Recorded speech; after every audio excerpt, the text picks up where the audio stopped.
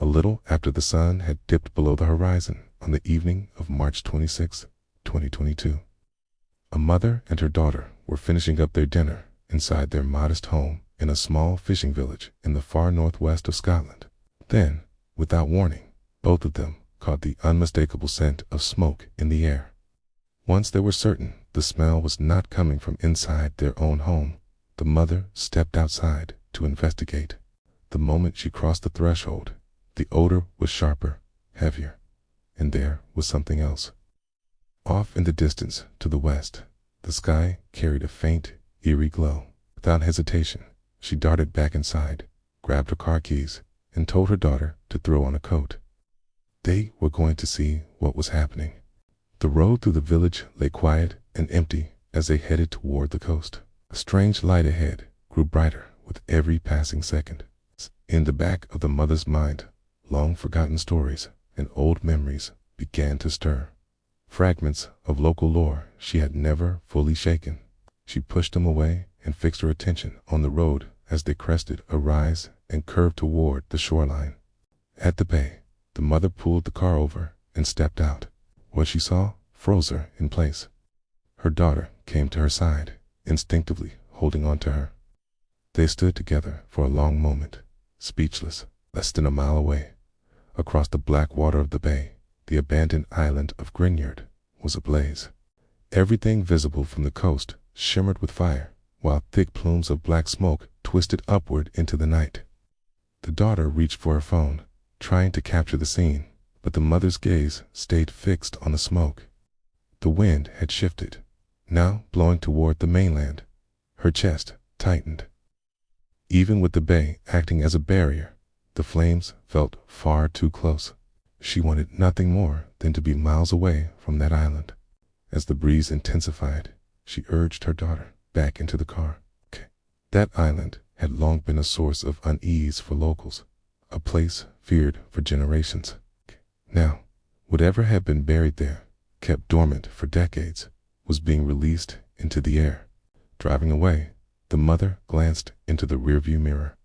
The rising smoke was vanishing into the black void above, carried higher and farther with each minute. In her mind, the old stories flooded back, vivid and insistent. Without thinking, she reached for her daughter's hand and pressed harder on the accelerator. Whatever that fire had unleashed was now part of the air they breathed. And if the legends about the island's history were even half true, it might already be too late. In the spring of 1942, the Second World War was raging, and things were not going well for the Allies. England's position, in particular, was growing increasingly precarious. Nazi forces were pushing steadily across Europe, claiming more ground every month. In the Pacific, the Japanese had seized Singapore, taking an astonishing 80,000 prisoners in one sweep. Everywhere, it seemed, the momentum was shifting toward the Axis powers. In London, Prime Minister Winston Churchill feared that unless extreme and unconventional measures were taken, it would only be a matter of time before the Nazis breached Britain's defenses. France had already fallen. England could be next.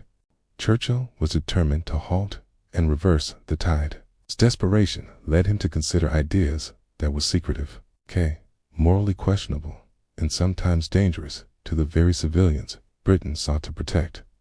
Many of these schemes were hidden from public view, shielded under layers of classification, but not all of them stayed buried. One experiment in particular will survive in infamy, a chilling example of the staggering risks leaders are willing to take in the name of national security. For decades, its truth remained hidden, but its name became a byword for contamination, corruption, and controversy. February 1942. In a dim, smoke-filled underground war room near Downing Street, Winston Churchill stood over a vast table map, exhaled a thick plume of cigar smoke, rubbed at his tired eyes, studied the positions marked in front of him. That night, in his cramped, dimly lit chamber, decisions were being made that could alter the course of the war, and perhaps the world. New intelligence reports added to his burden, whispers that Hitler was pressing his scientists to create biological and chemical weapons. Weapons banned since the 1925 Geneva Protocol. Churchill had no illusions about Hitler's willingness to ignore such agreements.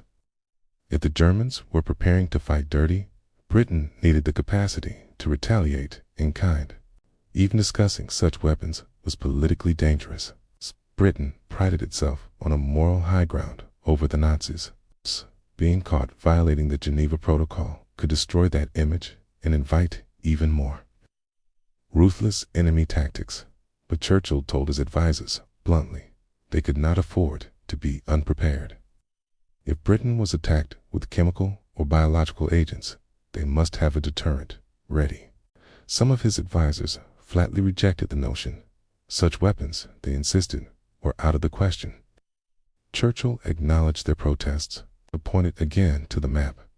Every European coast facing Britain was now in Nazi hands. France, Belgium, the Netherlands, Denmark, Norway. Britain was isolated, its trade routes stalked by U-boats and cornered militarily. What, Churchill asked, would we do if German warships entered one of our ports, guns blazing? The fight would be brutal, long, and bloody. That was a gamble Britain could not take. They needed something that would stun the enemy, something decisive. As murmurs faded, Churchill admitted that deploying such a weapon was far from ideal.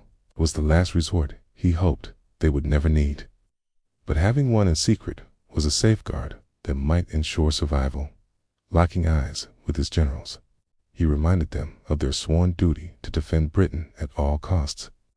If Britain fell, the Western world would be in peril. That, he insisted, justified extraordinary measures. The room slowly tilted in his favor. Most nodded. No one could say how far the Nazis might go, but secrecy would be paramount. The project would involve only a small, trusted team. First priority: find an isolated test site, close enough to military resources, but remote enough to conceal the operation. Churchill's suggestion: somewhere in the Scottish Highlands. 5 months later, in early July 1942, the plan was in motion. On a remote, uninhabited Scottish island more than 600 miles north of London, a group of scientists spread out across a green, sloping meadow. They were a strange sight, clad in thick rubber gloves, heavy boots, protective suits, and respirators. They looked less like researchers and more like deep-sea divers or astronauts from a bygone era. At the meadow's center stood long rows of wooden cages, each holding a sheep with its head protruding through an opening, locked in place. One by one, scientists approached the animals, covering their heads with white cloth sacks. Watching from the meadow's edge was Dr. Paul Fildes, head of the biology division at Porton, down Britain's primary chemical and biological weapons research facility. Churchill's urgency weighed on him. A battlefield-ready bioweapon was to be developed, tested, and kept ready for immediate deployment. Though a veteran of classified military research, Fildes' new chemical and biological weapons were unpredictable and dangerous, not only to humans, but to the environment itself. When all the sheep were hooded, the scientists joined him at an observation station. Fildes clicked on his radio, confirming that the animals were ready. The reply came back through static: "Take cover." The countdown began. They ducked behind sandbag barricades, binoculars in hand. A salty wind swept across the grass. Then came the deafening blast.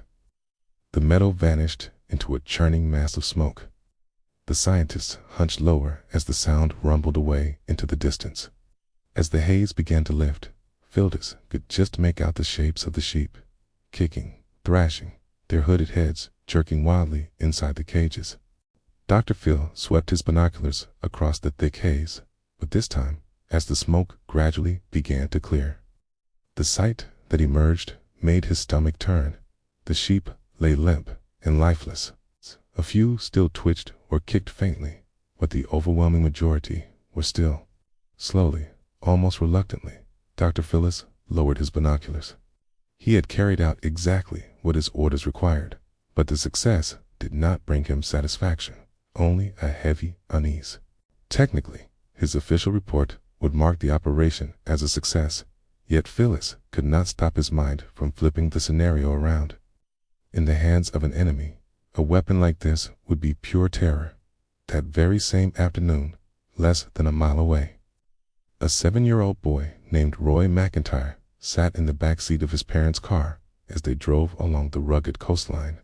Out of nowhere, he caught the faint, distant sound of an explosion. Roy snapped to attention, his parents noticing it too, but none of them could pinpoint its source. A few moments later, just as Roy settled back into the seat, another blast rang out, this time louder. All three agreed it came from across the bay on Gruinard Island. Curious, Roy rolled down his window and peered toward the island's gentle green slopes. A thick plume of smoke curled upward. His parents slowed the car, then pulled over so they could all take a better look. But they agreed the sight was strange, though they had no idea what it meant. Roy knew his country was at war, but the changes in his small coastal town had been unsettling lately. Ever since military trucks had begun arriving, the quiet, peaceful place he loved felt tense and on edge. Rumors swirled whispers about boatloads of sheep being sent to the island, never to be seen again. His parents told him not to worry. Surely the military had valid reasons for whatever was going on out there. The Highlands, after all, were remote perfect for training drills. But that night, lying in bed, Roy could not get the image out of his head. That smoke rising from the island, climbing so high it melted into the clouds. He kept replaying the blasts in his mind, wondering what could cause such noises and send up so much smoke that it seemed to blot out the sun. Whatever it was, it felt too close for comfort. 2 days after those explosions, Gruinard Island's meadow was a grim scene strewn with dozens of sheep carcasses. Dr. Phyllis, his team, faced the grim duty of performing autopsies. Once more, they pulled on their heavy protective suits. But even with respirators strapped to their faces, the rancid stench clung to the air, almost unbearable. The team spread out across the field of death. After each examination, the bodies were dragged to a deep pit where they were burned. The pyre smoldered all day. Standing there, watching the dark column of smoke coiled skyward, Dr. Phyllis noticed with a sinking feeling that the wind was blowing east straight toward the mainland. The first stage of their test had gone exactly as intended. It was, by definition, a success. But Phyllis wondered what the military truly intended to do with this weapon. Would it be locked away in a vault, only to be opened in the direst emergency, as some promised? Or would the temptation to unleash what they had created prove too great? Only time would reveal whether Churchill's word could be trusted. As weeks went by and the scientists packed up and returned from Gruinard to their labs at Portendown, the locals' unease deepened. Rumors, already lively, now became wilder. Then, almost overnight, large official signs appeared along the shoreline of the island bearing the unmistakable emblem of the British military. They read, "Do not land. Danger. Keep away." The meaning was unmistakable. Everyone now knew the military was behind the explosions, yet the signs only bred more questions. Why was it suddenly so dangerous to set foot there? And if the soldiers had truly left, why such adamant warnings about an abandoned scrap of land? Not long after the signs went up, strange events began to unfold on the mainland nearby. A shepherd found several of his sheep dead in the grass. Elsewhere, a farmer's cow suddenly collapsed and died. Down by the coast, a family's horse was found loose lying lifeless by the roadside. Fear began to grip the area. In pubs and taverns, locals debated fiercely. Had the soldiers poisoned the air or water? Had they brought some foreign plague that was now killing their animals? Eventually, these suspicions reached the government in London. Officials realized the Scottish public would have to be given an official explanation before the paranoia spiraled further. Behind closed doors, they crafted one. The British government publicly blamed the deaths on a Greek cargo ship carrying livestock. Allegedly, one sick animal had been tossed overboard near the Scottish coast, washed ashore, and spread its illness to local animals. The government insisted the outbreak was under control. Farmers whose livestock had died were told to submit written claims for quick compensation. Most accepted the money and moved on. The war overshadowed concerns about a few dead animals, but others doubted the story. Why would a Greek ship be hauling livestock around the Scottish Highlands in the middle of a European war? Their doubts were justified. The truth was far darker, and the British government would keep it buried for over 2 decades, so events forced it into the light. One frigid January morning in 1981, a Scottish man named Stuart Flett unchained his small boat from the dock, climbed in, and pushed away from the shore. Every year, once without fail, he made this trip to Gruinard Island. And no matter how many times he went, the place always felt unsettling. He first set foot there back in 1967, the year the British government abruptly confessed to its wartime activities on the island. Along with their admission came new warning signs posted along the shore, blunt in their message. The ground is contaminated with anthrax and dangerous, landing prohibited by order. Locals felt betrayed. England had used Scottish soil as a testing ground for lethal bacteria, then simply abandoned it. Anthrax, everyone knew, was deadly in the extreme, and no one knew exactly how much had been unleashed there. This explained why, for years, the military not only warned people away, but threatened arrest for trespassing. Telling the truth, ironically, only made matters worse. After years of lies, many wondered what else was being concealed. Stuart Flett had been one of them. When offered a government job to update the year printed on the island's warning signs, he was wary. The pay was poor, the risks high. The island was still contaminated. Anyone stepping onto it would have to endure a grueling 7-month series of vaccinations and still wear a full protective suit. But young and short on opportunities, Flett took the job. Now, 14 years later, the icy wind lashed his face as his boat crossed the bay. Within minutes, he was on the island's rocky shore. Carrying fresh signs for 1981, he walked the perimeter, replacing each sign by hand. Though conflicted about his role, he believed it helped keep people safe. At the same time, he worried about what exactly he was exposing himself to. London had lied before. Perhaps they still were. By the time he hammered in the last sign, rain had begun to fall. He hurried back to his boat, glancing over his shoulder at the rivulets forming on the ground, flowing toward the sea. If the soil held poison, it could easily wash into the currents and drift to the mainland, where people farmed and lived. It did not take a scientist to see the danger. Flett was not alone in connecting the dots. Elsewhere in the United Kingdom, events were already in motion that would finally drag the dark secrets of Gruinard Island into the open. One October night in 1981, in a cramped room, a young man sat at a typewriter office, surrounded by a circle of his fellow colleagues. He was drafting a letter addressed to the Glasgow Herald newspaper, writing on behalf of Dark Harvest, the activist group they all belonged to. The message within was deliberately incendiary, so provocative. In fact, that if it made it into print, he was certain it would stir repercussions, not only throughout the United Kingdom, but potentially far beyond. The accusations in that letter harked back for decades, alleging that during the Second World War, the British government had deliberately contaminated Scottish soil with anthrax spores while conducting illegal biological weapons tests. They had carried out these experiments without the awareness or consent of the civilians, whose lives had been placed in danger ever since. Dark Harvest maintained that the public had a right to know the truth about these covert military experiments, especially because anthrax spores, whether inhaled, swallowed, or even touched, could kill. Worse still, anthrax bacteria could lie dormant in the ground for decades, meaning that even now, 40 years later, Gruinard Island still represented a dangerous health hazard for the whole surrounding region. The British authorities had tested their anthrax weapons on an unknown number of sheep, but the public had never been told where the carcasses ended up. Dark Harvest had a strong suspicion, but no proof. Now, they decided, was the time to remind the world of this war crime.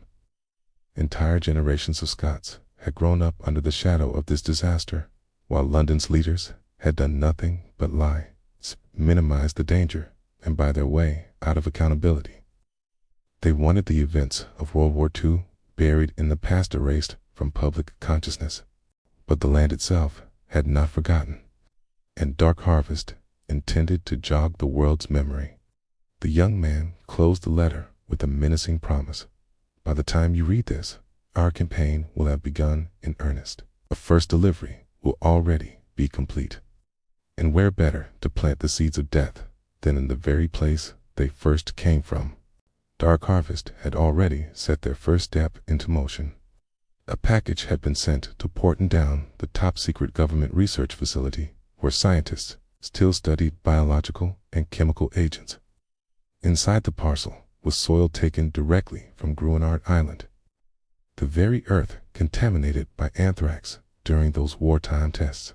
Once the letter was passed from hand to hand within the group and met with unanimous approval, the man folded it neatly, slid it into a plain white envelope, and prepared to send it off.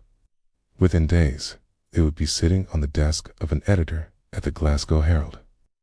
Soon, they would see whether London would finally take responsibility and clean up its mess, or whether Dark Harvest would be forced to escalate to far more severe measures. Days later, R.G. Watson's composure was shaken. As the director of Porton, he oversaw all military scientific research for the government. And though he was accustomed to handling high-pressure situations, this was different. Ever since Dark Harvest's letter had been made public, his office had been flooded with calls. England was in uproar. Each day brought fresh newspaper articles condemning the government's conduct. Within hours of learning about the letter, one of Watson's secretaries rushed in with an alarming update.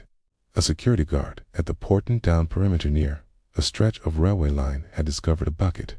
Inside was a package of soil. Initially, the guard thought it had fallen from a passing train, till he noticed a piece of paper attached. Typed on the paper, in stark block letters, were two words: Dark Harvest. Watson immediately ordered the soil rushed to the laboratory for testing, then paced his office as he awaited the results. He was appalled that his team had been pulled into a crisis born from the actions of Porton's predecessors 40 years earlier. Neither he nor his current staff had any involvement with Gruinard Island. Many of them had not even been born at the time. Of course, the same was true for most of the civilians now living in the Scottish Highlands. No one knew how long anthrax contamination could truly last. Cavus claimed the island might remain unsafe for anywhere between 200 and 1,000 years. But there was something in their letter that troubled Watson. Even Mara promised that if the British authorities failed to act, the group would keep leaving contaminated soil in what they called appropriate places. To Watson, this could mean only one thing: government buildings. As he turned over grim possibilities in his mind, an 8 burst and the lab results had arrived. They were conclusive. The soil tested positive for anthrax spores. Watson fought to keep his face calm, but inside, panic clawed at him. One of the deadliest weapons his country had ever engineered had returned to threaten them. If they failed to move quickly, Dark Harvest would keep planting this bacteria wherever they chose, and the weapon that was never meant to be unleashed could finally be loosed upon the public. Less than a week later, on October 14th, 1981, Watson stood at the head of a conference table at Porton, flanked by his entire team. Looking around, he could see the exhaustion etched into their faces, dark rings under every pair of eyes. They had been working relentless shifts, trying to predict Dark Harvest's next move, but the trail was faint. In the middle of discussing possible strategies, an assistant burst through the door with urgent news. Dark Harvest had struck again. This time, they had targeted a cluster of tower buildings in Blackpool. where the Conservative Party conference was underway. 2 soil drops in just 5 days. The first had contained anthrax. This one almost certainly would too. Watson felt the room tilt. The crisis was intensifying. He retreated to his office and called a trusted contact in Blackpool for details. The stunt this time was bolder, more sinister. The contaminated soil had been placed inside a tin box within the conference tower itself. Tet meant someone had slipped past locked doors and heavy security to plant it. The soil was already en route to Portendown for testing. But Watson wasted no time. He ordered his staff to revise and expand their list of likely targets. It was clear that Dark Harvest intended to push this as far as needed to make their point. Watson had the entire British government put on alert. Scottish police were instructed to form a dedicated task force. The Ministry of Defence began compiling lists of suspects. Even the press was enlisted to publish calls for anonymous tips about the group. Then, days later, several UK newspapers received another Dark Harvest letter.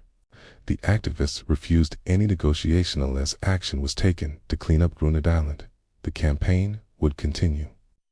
They boasted of having 300 pounds of contaminated soil, and they intended to distribute it pound by pound to anyone attempting to sweep their cause under the carpet of history. Throughout October 1981, Mr. Flett was both horrified and fascinated by the daily headlines about Dark Harvest's bioterror campaign. It was surreal. The barren island, where he had dutifully replaced warning signs year after year, had now become the center of an international political scandal. Like Flett, the locals followed the story closely. While most did not approve of Dark Harvest's tactics, they also did not trust the British government. To them, it was yet another example of England imposing its will on Scotland, and finally getting a taste of its own medicine. After the first soil drop, British police had arrived in Flettstown asking questions. But the locals turned them away, and even refused to let officers use their docks to reach the island. One afternoon, Flett decided to take a trip to Gruinard himself, but as he reached the dock, he saw his boat had been turned around. The chain securing it had been cut and loosely looped back over the hitch. Tucked beneath the chain was a folded note. Hands trembling, he opened it. He read, "Sorry about the chain. Thanks for the boat. Dark Harvest."